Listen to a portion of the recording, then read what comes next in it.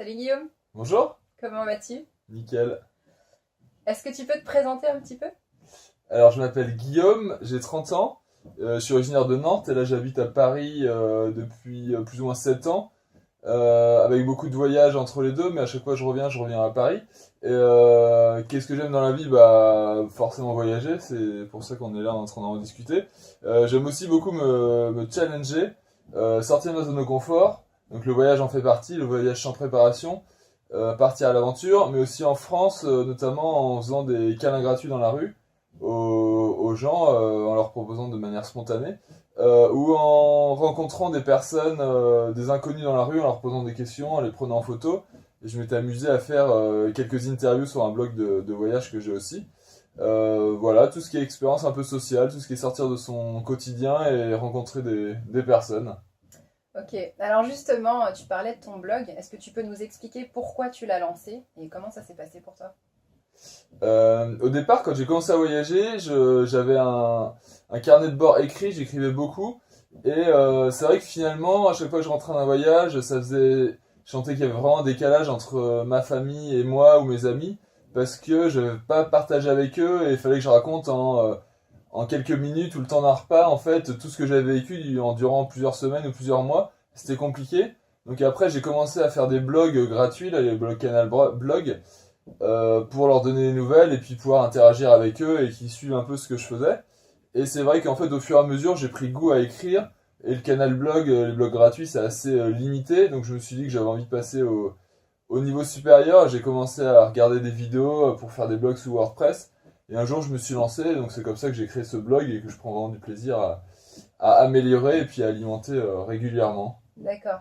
Et tout à l'heure, tu parlais justement du fait que tu aimais bien interroger des inconnus. Est-ce que tu peux développer un peu là-dessus? Qu'est-ce que tu faisais exactement? Comment tu rencontrais ces gens? Comment tu les abordais? Qu'est-ce que tu faisais vraiment avec ces gens-là? En fait, c'était parti du fait que je voulais vraiment sortir de ma zone de confort et aussi montrer que même à Paris, en fait, on peut faire des rencontres sympas, malgré tout ce qu'on peut dire dans le métro, que les gens ils font la tronche et qu'on n'est pas agréable, qu'on se dit pas bonjour. J'avais envie d'aller au-delà de cette image et de montrer qu'en fait, on peut voyager aussi chez soi. Que le voyage, c'est pas tout le temps à l'autre bout du monde, dans des zones hyper reculées, avec sous les cocotiers, avec un côté un peu exotique. Et donc en fait, j'ai commencé avec cette idée-là, j'ai écrit quelques questions et j'ai marché dans les rues de mon quartier le premier jour et avec cette idée d'aborder quelqu'un. Et à chaque fois, je me disais non, je vais me faire recaler, je vais me faire recaler. Et finalement, ça m'a pris peut-être 2 heures à marcher, à sentir un peu l'atmosphère avant d'aborder quelqu'un. Et finalement, j'ai abordé une première personne. Je me souviens, c'était un Américain, il s'appelait Peter. Et il a directement accepté de répondre à mes questions. Et après, j'ai pris en photo et finalement, j'ai continué comme ça pendant plusieurs semaines, plusieurs mois. Et j'ai dû aborder à peu près 200 personnes. Et ce que j'ai trouvé intéressant, c'est que finalement, il y a plein de gens qui acceptent facilement ce jeu de questions-réponses et d'échanger, alors même qu'ils ne me connaissent pas. Et il y a vraiment un échange qui se crée en quelques minutes, une connexion qui était vraiment intéressant et de montrer aussi la diversité des profils et qu'il n'y a pas un type de personne qui s'arrête. J'ai eu des personnes jeunes, des personnes vraiment âgées, des femmes, des hommes. Il y a vraiment, voilà, il y a pas de règle, et c'est ça qui est intéressant. C'est comme avec le stop, il n'y a pas de règle. Du coup, ça me fait penser à une citation que j'aime beaucoup qui dit que quand rien n'est prévu, tout est possible. Donc je pense que c'est un peu ce qui résume ta vision du voyage. On est d'accord? Ouais, totalement. Bah, Ouais. surtout que c'est vrai qu'on est vachement conditionné en Occident, en France, à tout prévoir, à tout planifier via les études, via des boulots sûrs, via les agences de voyage et compagnie. Donc c'est très difficile de sortir de ce conditionnement, mais en même Ouais. temps c'est super intéressant. Ouais. Effectivement, c'est un peu se mettre en danger, mais finalement c'est un danger quand même assez maîtrisé de partir à l'aventure, parce qu'aujourd'hui on a quand même il y a quand même le téléphone qui passe relativement partout, il y a quand même des services de santé, il y a quand même des assurances à patrimoine, donc finalement ça reste un risque qui est assez mesuré quand on prend un minimum de sécurité avant, via notamment des assurances voyage par exemple. Donc. Mais d'ailleurs, puisqu'on parle de danger et d'aventure, est-ce que en voyageant, tu as déjà failli mourir? Ouais, je me suis déjà senti en danger, mais du coup c'est marrant parce que ça n'a pas été, les 2 fois que j'ai en tête, ça n'a pas été avec d'autres êtres humains, ça a été vraiment via la nature en fait. Et du coup ça rend humble en fait, c'était notamment avec la mer. J'ai eu deux expériences, une fois en bateau au Vanuatu, qui est un pays en Océanie, et où on a fait une traversée en fait vers une petite île un peu désert avec des Nivan, qui sont les habitants du Vanuatu, sur un petit bateau qui était pas du tout équipé pour aller en haute mer, mais comme il faisait beau, on était un peu à l'aventure, un peu insouciant. On y allait, on a dormi sur une île déserte, donc c'était vraiment le cadre paradisiaque où ils ont chassé, ils ont pêché des poissons pour nous, ils avaient une machette, ils ont été récupérer des noix de coco en haut d'un cocotier, donc c'était vraiment la vie à la Robinson, un peu à la sauvage. Et pendant la nuit, en fait, il y a eu une tempête. Et le lendemain matin, en fait, on devait repartir. Et là, il y avait vraiment la tempête et des grosses vagues. Et on avait que notre petit bateau, où évidemment, il n'y avait aucune sécurité, il n'y a pas de gilet de sauvetage. Et donc, on a fait la traversée retour pour rejoindre l'île d'où on venait. Et c'était vraiment très chaotique et cauchemardesque parce qu'il y avait des vagues gigantesques. Et notre bateau qui était ridiculement petit. Et quand on arrivait en haut d'une vague et qu'on tombait dans le creux, le bateau claquait contre la surface de l'eau. On a l'impression qu'il allait se disloquer. Et c'est vrai que ça fait partie de ce moment-là où tu penses à tous tes proches et aux gens à qui t'as pas dit au revoir. Et là, tu dis vraiment, ouais, bah là, si on se retourne, si le bateau coule, on ne retrouvera pas, on n'a aucune sécurité, on n'a pas de téléphone, on n'a rien. Donc là, c'était vraiment catastrophique. Et donc, ça m'a bien fait relativiser sur justement la nature et rester humble par rapport à la nature. Donc, ouais, paradoxalement, je me suis jamais senti en danger de mort par rapport à d'autres rencontres, quoi. Je me suis senti mal à l'aise ou oui, peut-être pas en totale sécurité avec d'autres êtres humains, mais jamais en danger vraiment mortel, quoi. D'accord. Voilà. Okay. Et du coup, quand bon, j'imagine que ça a dû être un épisode assez marquant pour toi et c'est ce qui t'a un peu peut-être influencé sur ta façon de voir les choses aujourd'hui. Mais par exemple, quand tu es chez toi, ici à Paris, que tu es dans ta vie de tous les jours, j'imagine qu'il t'arrive quand même des aventures, mais qu'est-ce qui fait que tu te lèves le matin de bonne humeur, par exemple? Bah oui, après, pour revenir au premier point, c'est vrai que ça permet de relativiser et de se dire qu'en fait, la vie sera toujours trop courte, qu'elle peut se finir le lendemain, donc en fait, autant en profiter au maximum et pas faire des choses parce qu'on nous demande de le faire, mais parce que vraiment j'ai envie de le faire au fond de moi, même si évidemment cette formulation a des limites et on a toujours un minimum de contraintes dans nos vies, mais au moins essayer de les atténuer. Et c'est vrai que quand on aime voyager, finalement, quand on revient, on a toujours un peu l'impression que c'est plus terne, plus routinier, plus plan-plan notre quotidien. Mais néanmoins, en fait, il y a toujours plein de choses à faire, à découvrir dans notre vie. Et qu'est-ce qui me met de bonne humeur le matin? C'est finalement le fait que quand j'ouvre les yeux, c'est le fait de me sentir en vie, de me sentir vivant et en bonne santé. Et qu'il soit physique ou mental.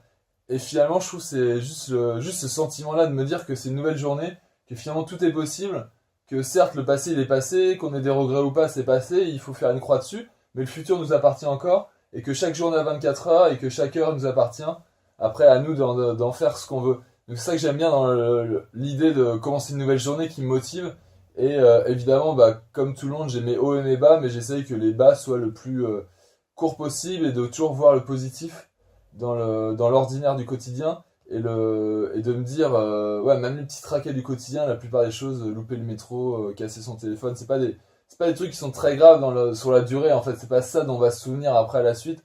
Donc voilà, c'est ça, me sentir vivant le matin et me dire voilà, je fais ce que je veux aujourd'hui, et ça me motive vraiment, ouais. C'est beau.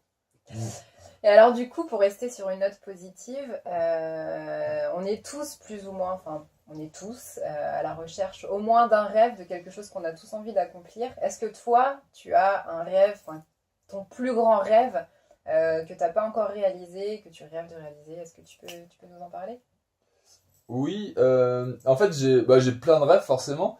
Quand on voyage beaucoup et qu'on prend conscience qu'en fait tout est possible dans la vie, ou presque, ça ouvre l'esprit et voilà. Après, j'ai un de mes grands rêves, vraiment un peu mon projet de vie sur lequel je réfléchis depuis pas mal de temps. Ce serait comme un jour j'aurai peut-être un peu plus marre de voyager, ou je serai peut-être un peu fatigué, ou que j'ai aussi envie de me poser quelque part, d'avoir un lieu pour construire quelque chose. J'imaginerais ça comme idéalement un vieux corps de ferme que je rénoverais et qui me permettrait du coup, à défaut de voyager tout le temps, d'accueillir des gens qui me feraient voyager à travers leurs histoires. Et donc, il y ait ce lieu de vie où j'accueille des gens chez moi, mais aussi de manière plus professionnelle, développer des activités autour, que ça soit via de l'accueil en chambre d'hôte, que ça soit via des activités touristiques ou à développer, ou par exemple de l'accueil de jeunes ou de scouts l'été, je sais pas, on peut imaginer un restaurant associatif avec des personnes en réinsertion, avec de l'habitat intergénérationnel, donc avec des personnes plus âgées, avec pourquoi pas une assistante maternelle pour que il y a des enfants, des personnes âgées, des actifs. Et l'idée vraiment c'est que de faire se rencontrer des publics qui seraient pas amenés à forcément se rencontrer. Et parce que c'est quand on rencontre l'autre en fait qu'on constate finalement qu'on est tous pareils et qu'on n'a pas de raison d'avoir peur de l'autre et justement il faut le comprendre parce qu'on vit ensemble, on est tous des êtres humains avant tout et c'est ça qui m'intéresse et j'aimerais mettre à profit toutes les expériences que j'ai pu avoir autour de la Terre, tout ce que les personnes m'ont apporté en termes d'ouverture d'esprit pour le mettre à profit, pour construire ce lieu et permettre encore plus à des personnes d'être plus tolérantes et plus ouvertes envers les autres. D'accord. Tu voudrais créer un peu le village de Guillaume, en fait. Ouais, voilà, j'ai je sais pas, un éco-village, ma propre utopie, et où je puisse faire ce que je veux et qu'il y ait personne qui me dise mais redescends sur Terre, c'est pas réaliste ou je sais pas quoi, parce que moi j'ai beaucoup d'utopies et je compte bien les réaliser, donc ça pourrait prendre la forme du coup de ce lieu-là, ouais. Voilà. Bah, c'est très inspirant en tout cas, merci d'avoir partagé tout ça avec nous. Si jamais les autres, les personnes qui nous regardent aimeraient en savoir plus sur toi, est-ce que tu peux peut-être leur donner l'adresse de ton blog?